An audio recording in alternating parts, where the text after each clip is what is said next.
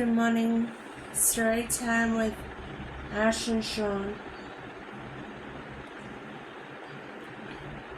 Today I'll be reading from chapter 38, Rife, from the first book, the first book in the Blood Tie series from A.K. Rose. She's a really good author of dark romance, so if you like dark romance, give her a read.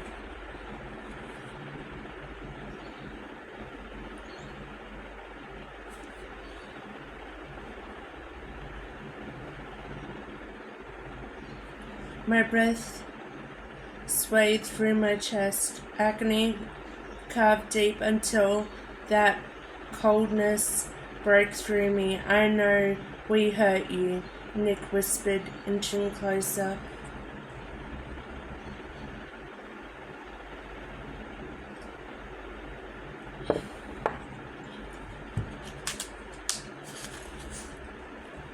The warmth of his hand felt like a brand.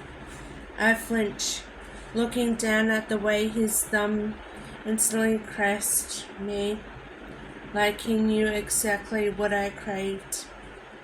But he didn't. None of them did. They didn't know that I ate. I ate so fucking bad. I wanted to tell him. I wanted to scream my pain in his face. I wanted to hurt him like he'd hurt me. No, I wanted to use him. I wanted to use all of them. My breath deepened as that torture inside me turned dangerous. His honey eyes looked almost black as Nick whispered, "Please, Rife."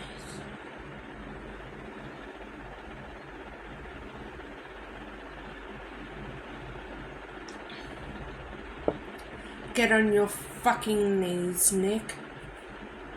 The words were cold, stony, not my own. They couldn't be. They belonged to someone dangerous, someone in control.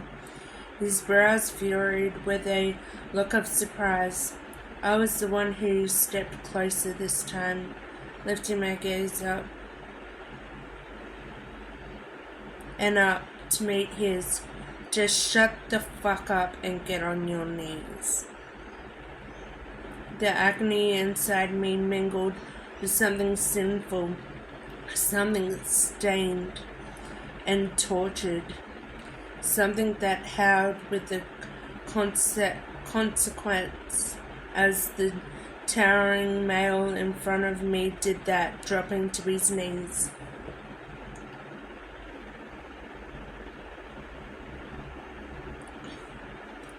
"Fuck me," Tobias murmured.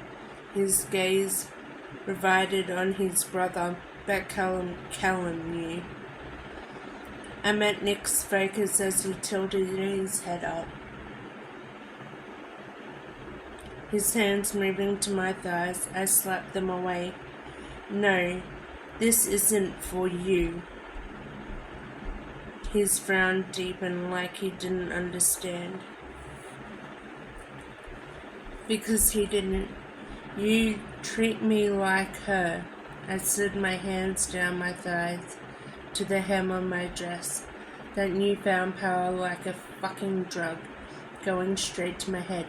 You gave me what you want, and yet you take all. Every inch of me, every sigh, every tremor. You take and you take and you take.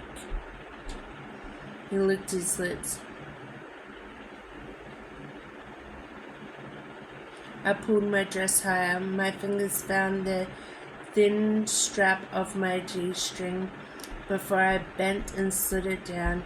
I didn't feel the stab of the cold grass on my feet or my racing heart as my panties hit the ground. I felt powerful.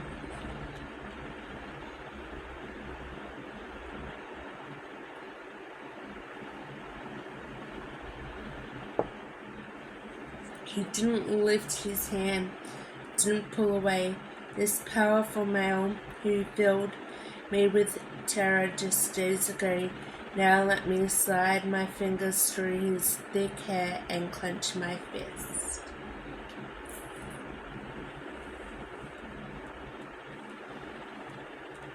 He jerked at the movement and his head snapped backwards.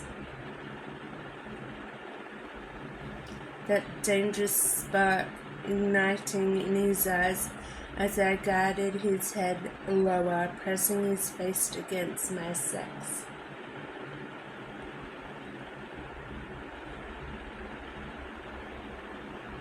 No more, I snarled, meeting Tobias's stare.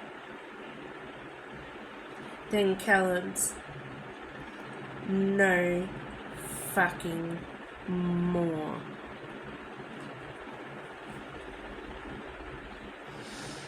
Tobias just watched as I stepped forward. Nick's hands flew back, catching his fore as I held his face against my pussy and drove him down to the ground. My knees hit the cold grass until his hand stood underneath one, a barrier of warmth. Deja vu slammed into me, taking me back to that night when my mum and Creed had announced their engagement. It was Nick who pinned my hand in place. Nick who yanked my dress aside to watch Tobias's fingers slide into me. It was Nick's warmth I took now as I grounded myself against his mouth. A shudder ripped free as I yanked my own dress aside, lifting one knee to ride his mouth. Tobias reached for his cock, his hand gliding over the bulge in his pants as Nick's tongue slipped along my crease and then plunged inside me. I dropped my head backward and moaned, grinding and fucking his mouth. You so much as look her fucking way, and this is done. I looked down at him. You get me. He curled his tongue, gliding deeper, his other hand sliding out from under my knee and gripping my thigh and grinding me against him harder. I met Tobias's gaze, then Callum's. You so much as touch, kissed another woman, and this is, I'll leave.